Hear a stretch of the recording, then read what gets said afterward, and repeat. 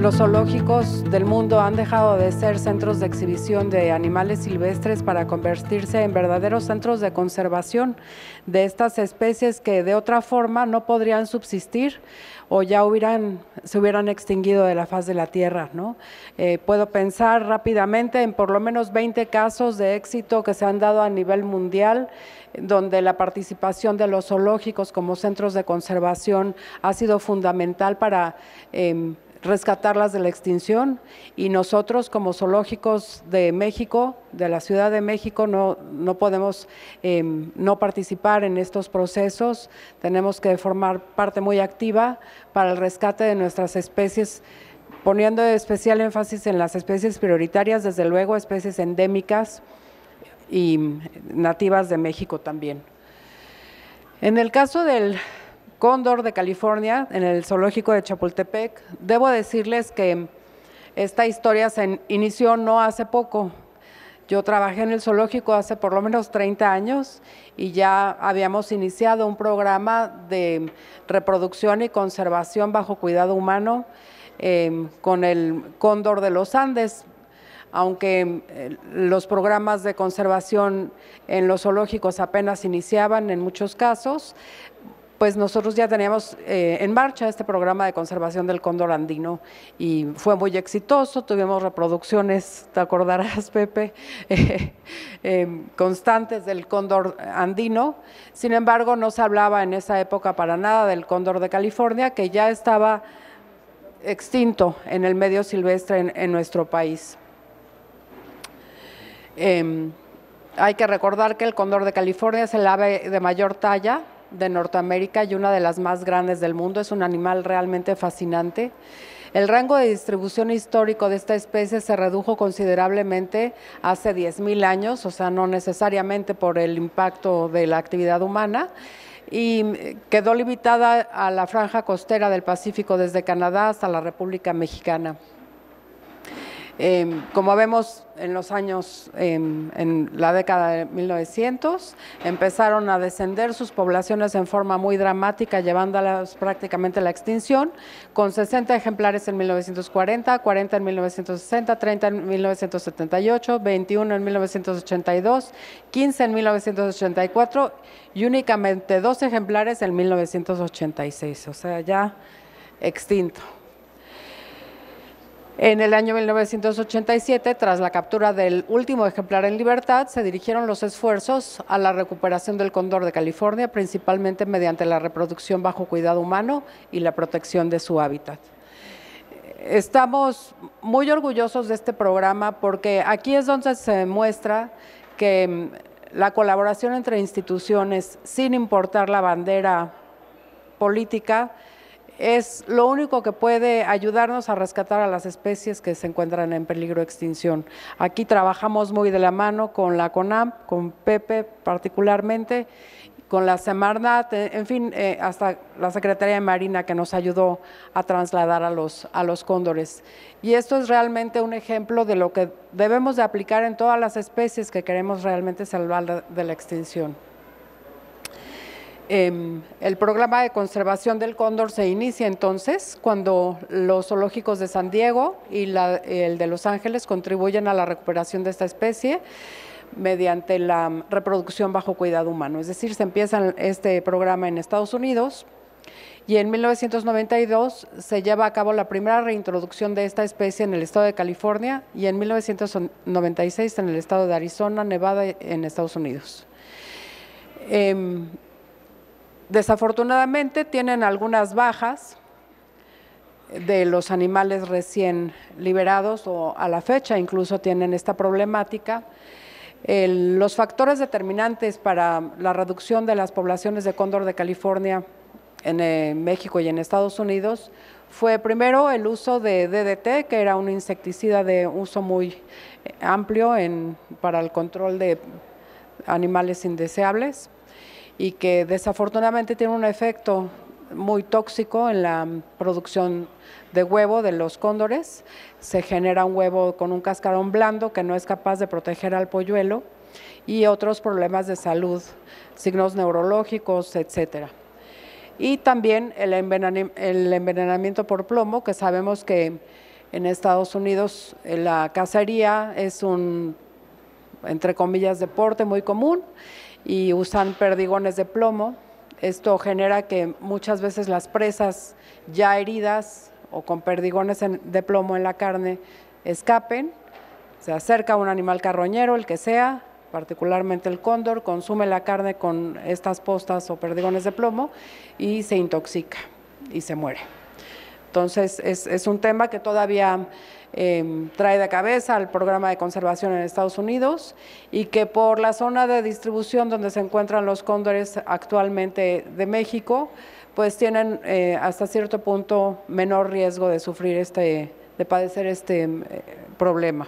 El DDT hace mucho tiempo que ya se sacó del mercado, ya no se utiliza, pero sigue estando latente el peligro del plomo. En mayo de 2007, el zoológico de Chapultepec recibe 2 ejemplares de cóndor de California del Servicio de Pesca y Vida Silvestre de Estados Unidos y de la Sociedad Zoológica de San Diego.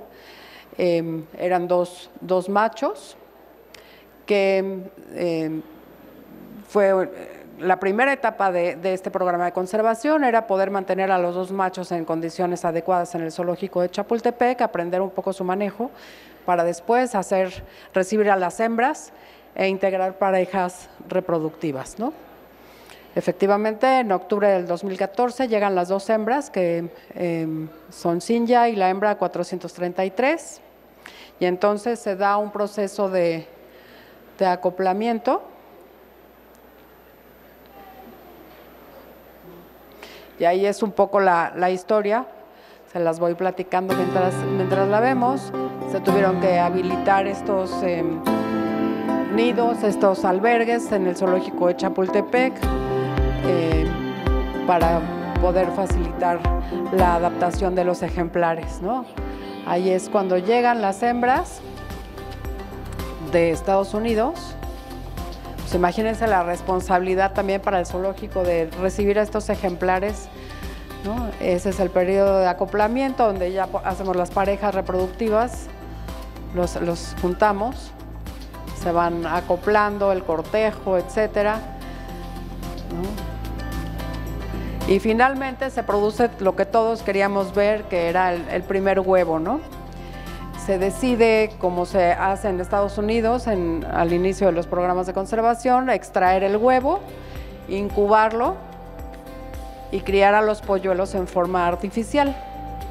Entonces ahí podemos ver la ovoscopía, estamos viendo que es un huevo fértil con vasos sanguíneos, lo que indica que hay un polluelo gestándose. Se incuban artificialmente. Y bueno, como sacamos el huevo muy temprano, en la época reproductiva, se tuvo la oportunidad de que ovopositaran un segundo huevo. Entonces, de una pareja teníamos 2 huevos y de una pareja teníamos un huevo. Esta es la ovocesárea, donde ayudan al polluelo que ya ha roto un poco el cascarón, indicando que ya está listo para nacer. Se le ayuda un poco retirando el resto del cascarón. Y se colocan en la incubadora. No son muy bonitos, pero son importantes. Y bueno, pues se empiezan a alimentar en forma artificial con estos guantes que ven para evitar la improntación. Esto es muy importante en las aves porque las aves son de las especies que se improntan más fácilmente con el ser humano. Esto quiere decir que reconocen al ser humano como de su especie cuando están emplumando. Ese es un periodo crítico en el que no debemos tener contacto con las aves. Además, si iban a ser animales que se iban a liberar, lo que menos queremos es que se acostumbren a las personas. Entonces, eso fue como el inicio. Este mismo proceso se hizo, como les decía, hace muchos años con el cóndor andino, con mucho éxito. Sin embargo, este año, es lo que les decía, que nacieron los 3 polluelos de 2 parejas reproductivas que fueron incubados y criados en forma artificial. El año pasado, en 2017, en octubre del 2017, tuvimos la fortuna de ir a la Sierra de San Pedro Mártir a liberar a estos 3 polluelos. Ahí están en un periodo todavía de adaptación. Son animales que tardan en madurar muchos años porque son longevos. Y en 2017 también tuvimos el registro del nacimiento de un nuevo pollo. Esta vez decidimos que los padres incubaran y criaran al pollo. Esto es muy, muy importante porque no solamente le restamos un poco de trabajo a los veterinarios que tienen que estar 24 horas al día vigilando a los polluelos, sino que sobre todo favorece una crianza más sana, digamos, física y mentalmente para los ejemplares, y es mucho más factible que se adapten al medio silvestre. Entonces esto fue determinante. Como vimos que ya la pareja reproductiva estaba muy pendiente del huevo, lo estaban incubando y estaban protegiendo el nido, decidimos tomar un poco el riesgo y dejar que ellos incubaran y criaran al pollo. Y fue un proceso extraordinario, lo hicieron muy bien. Desde luego, pues tenemos que cerrar los albergues de la vista del público porque no queremos también que ese polluelo se acostumbre mucho a la presencia del humano, ¿no? Es muy impresionante porque imagínense que un ave que llega a pesar en la vida adulta 11 kilos, a los 3 meses ya está pesando 6. Entonces es un crecimiento de verdad muy impactante, donde los papás tienen que trabajar todo el día para alimentar a ese pollo y que alcance la talla. Y este año tuvimos el nacimiento de un quinto pollo, ahora de la otra pareja reproductiva, y también decidimos dejárselo a los papás. Entonces, y la crianza va muy bien. Ambos pollos están en muy buenas condiciones. Este fue el primero, ahí vemos como los padres están cuidando al polluelo. Ahora el pollo que nació en 2017 ya no es tan pollo, nada más tiene colores distintos de los padres, pero ya es un animal muy grande, ¿no? Y ese es el pollo que nació en 2018. Aquí estamos haciendo el examen físico, las vacunas, desparasitaciones, etcétera, ¿no?